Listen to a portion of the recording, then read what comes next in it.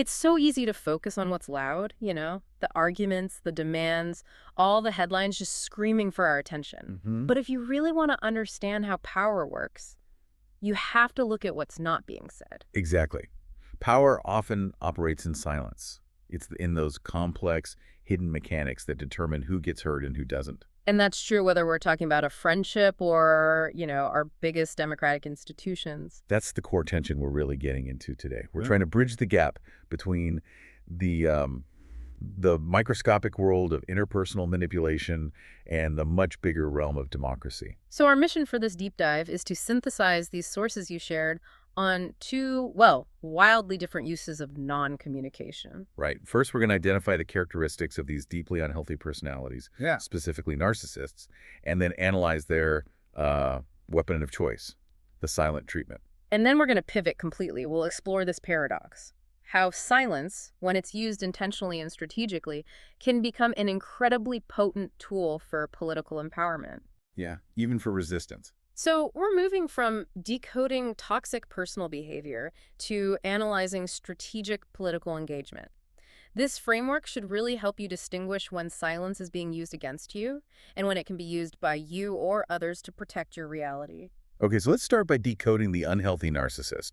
Our sources pull together, I think it's 23 common characteristics across both types. The classic overt type, the really bombastic one, and then the more challenging covert type. Yeah, exactly. And while, a majority of these traits usually show up in an unhealthy narcissist, we always have to say that a formal diagnosis, that requires a trained clinician. Of course. But the foundational characteristic that really ties both of them together is what the sources call the false self. It's the mask. It's their entire operative identity, absolutely. For the overt narcissist, think of this grandiose, really exaggerated sense of their own talents or skills.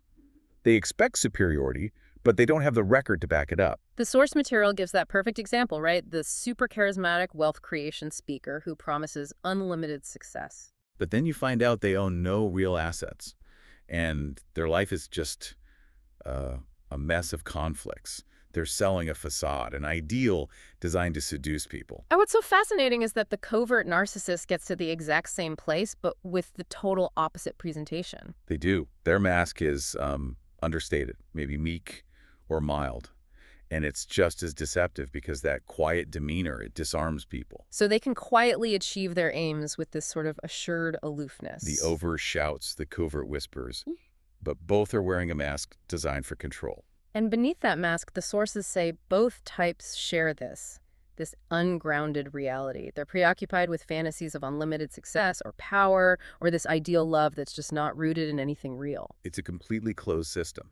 And that feeds right into the engine of envy. They're constantly scanning others, constantly comparing. So the overt narcissist might openly belittle their rivals. Because they see any success by someone else as a direct attack on their own imagined superiority. That sounds absolutely exhausting, just being in a constant state of silent competition. It's predatory. The overt type reacts to envy with this visible drive to, usurp or conquer. The covert narcissist is much more insidious.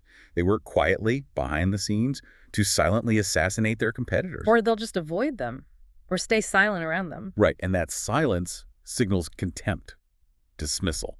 So all of this effort, this entire performance, it's driven by a relentless search for what the sources call ego supply and status.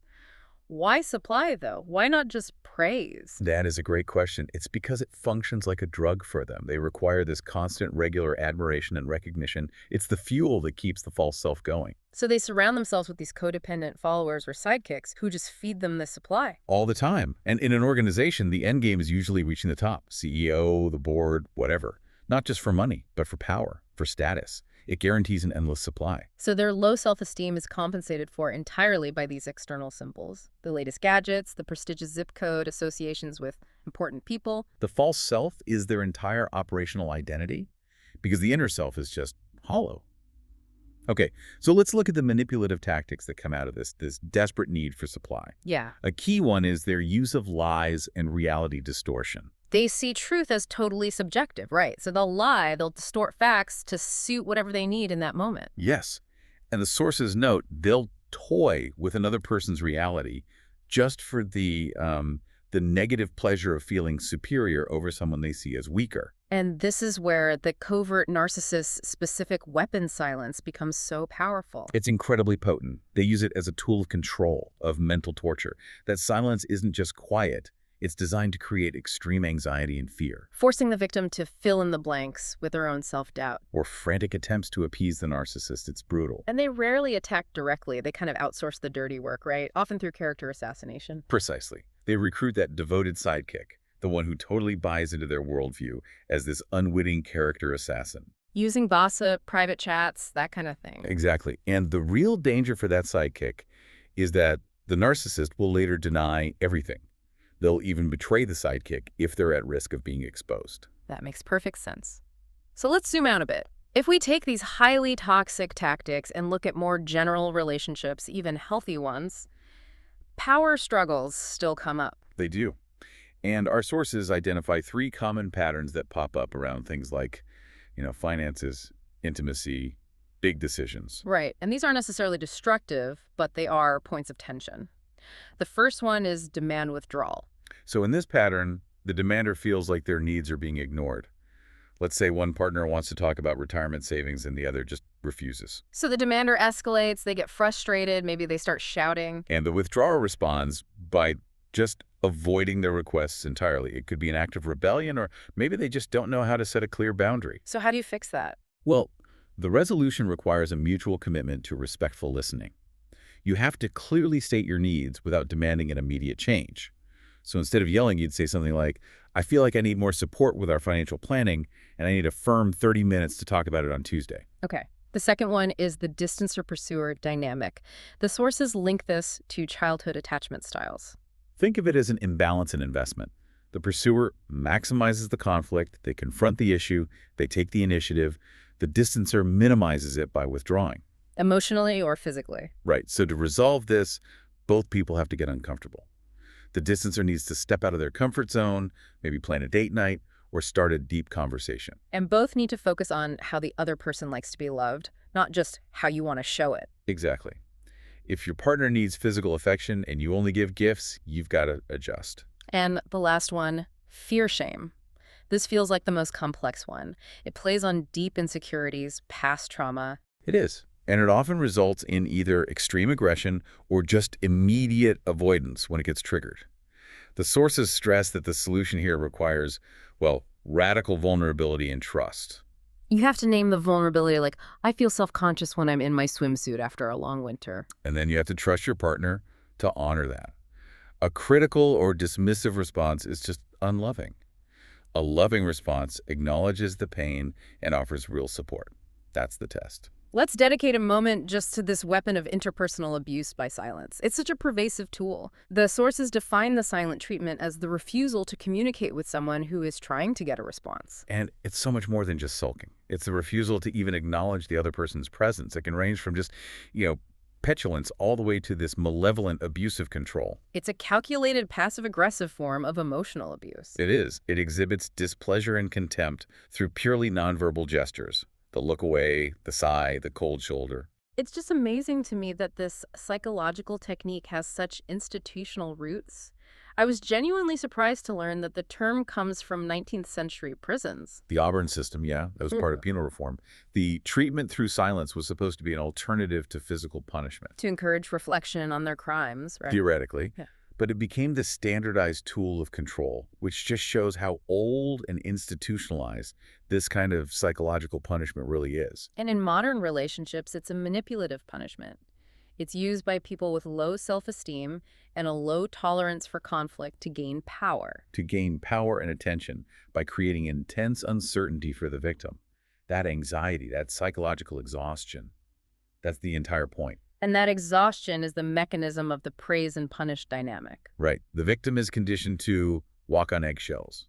And this starts subtly, with the manipulator constantly sharing stories about how awful other people were to them for failing to meet some impossible expectation. It's a preemptive warning. This is what happens to people who disappoint me. Exactly. So when the victim tries to set a boundary, what happens? The silence or the cold shoulder is the punishment. When they comply, they're immediately flooded with attention, with compliments. The love bombing. That's the praise.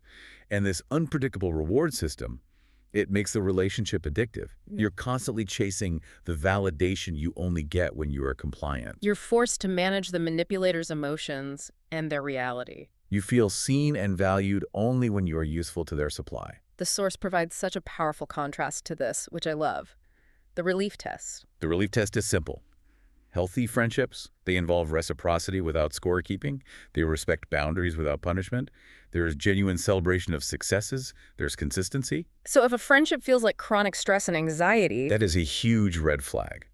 A healthy friendship should feel like relief, a place where you can safely be yourself. okay, so that gives us this microscopic view of silence as a tool of abuse. Now, let's completely shift our frame. If silence can be used for control, can it also be used for resistance? How do we reframe this seemingly empty space into a tool of political power? It's a huge shift. Traditionally, democratic theory just sees silence as a failure. It equates it with apathy, disaffection, domination. It assumes only voice equals empowerment. But our sources fundamentally challenge that. They do. They argue that silence should be reframed as and this is a great phrase, a conspicuous non-behavior that is an active expression of choice. Wait, so silence isn't a lack of resources, but a deliberate, low-risk form of protest. That completely flips the script. It does. And it's especially potent because it's enabled by the political and legal right to remain silent, which is a fundamental limitation on state power.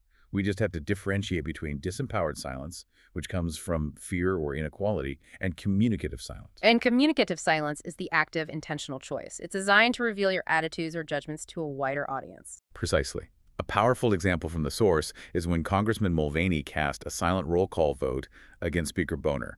His action, or his lack of action, visibly signaled his political opposition. So silence acquires this strategic advantage, especially for marginalized groups. It gives them options to resist domination. Why is it so effective? Well, because cooperation implies mutual dependency. So suspending that cooperation through silence, it acts as an effective, non-violent veto. And it has a low barrier to entry. A very low threshold. It requires no extra resources, unlike a massive protest, and it's indirect enough that your motives can be ambiguous, deniable, which lessens the chance of retaliation. It's a powerful and accessible tactic for inclusion. And it has deep historical roots. You see it with the silent sentinels for women's suffrage standing outside the White House, or W.B. Du Bois' silent parade demanding anti-lynching laws. The collective silence of thousands amplified their outrage. Those historical strategies, they fit into the 4 ideal types of communicative silence that the sources identified. The first is effective silence. Which is used to sanction or punish until others change their behavior. It's the political equivalent of the silent treatment. Like the silent vigils in Taksim Square, Turkey. They signaled deep discontent, and it was extremely difficult for the state to counter because there was no noise to suppress. Exactly. The second is demonstrative silence. This is used to reveal specific beliefs in response to a cue like the Mulvaney vote. Third is emulative silence. And this is compliance with formal rules or norms, offered to foster solidarity. Think of a collective moment of silence after a tragedy like the Newtown shootings. It's a structured, unifying silence. And finally, facilitative silence. This isn't just for, truth and reconciliation commissions. This applies to arguments at work or at home, too. Sometimes the most powerful thing you can do is just listen. Absolutely. It's conformity to informal conventions of civility and tact. Like the deep listening during the Truth and Reconciliation Commission of Canada, it's about silently bearing witness to profound pain, allowing the other person's narrative to fill the space without interruption. It's a huge act of respect. Okay, so given that silence can be such a strategic communication tool, how do institutions adjust? The sources suggest that silence has to be intentionally linked to institutional outcomes to enhance these norms of non-domination and inclusion. Right, you have to anticipate and support communicative silence institutionally. Let's start with elections and abstention. Uncompetitive elections lead to high abstention, which is a problematic form of silence because it's so easily ignored by the winner as just indifference. Right. So how do we clarify whether that abstention is indifference or a genuine political statement? Compulsory voting is proposed as one mechanism. Exactly. By making attendance mandatory, the choice to actively abstain, by submitting a blank ballot or formally opting out, it clarifies that the silence is an active choice. Not just laziness. Right. By counting those blank ballots, you create a quantifiable protest vote, and that incentivizes the winning parties to seek out and respond to the abstainers. It turns silence into a feedback mechanism. That's brilliant. Okay, so what about representation and consent? Since silence is so information poor, representatives can't just assume their constituents are consenting. How do they spot a representation deficit? The type of silence matters a lot here. Representatives have to be attuned to effective silence, unresponsiveness to outreach, no engagement at town halls, people refusing to answer campaign calls. So that doesn't mean they're happy. No, it could signal deauthorization, latent grievances.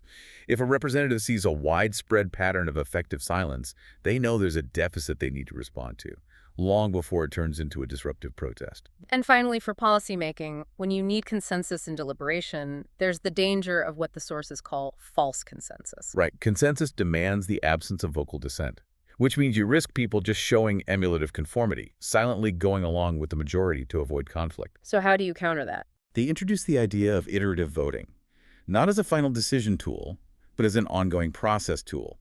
It allows deliberators to register silent abstention or opposition during the process, which ensures minority views get recorded. It prevents that silent conformity from becoming a false consensus that betrays the whole point of deliberation. Wow. We covered a staggering amount of ground today. We went from the microscopic manipulation of the narcissist Using punitive silence to coerce compliance. to the macroscopic political strategy of the vigilant citizen, using silence as this low-risk, powerful political veto to obstruct domination. What's so fascinating is that whether it's in a friendship, a family, or a political system, silence is rarely an empty absence. It's almost always a powerful communication. The narcissist's effective silence is meant to punish. The citizen's effective silence is meant to sanction and resist. So the key takeaway for you, the listener, is to always consider the intentionality of the silence you encounter. Is it an active choice designed to control or resist? Or is it a disempowered silence that's coming from external barriers like fear or internal censoring? Knowing the difference is key, not just to protecting your own reality, but to promoting balance in every corner of your life. So ask yourself, when someone is silent, what message is that emptiness actually communicating? And, more importantly, what action does that intentionality demand from you?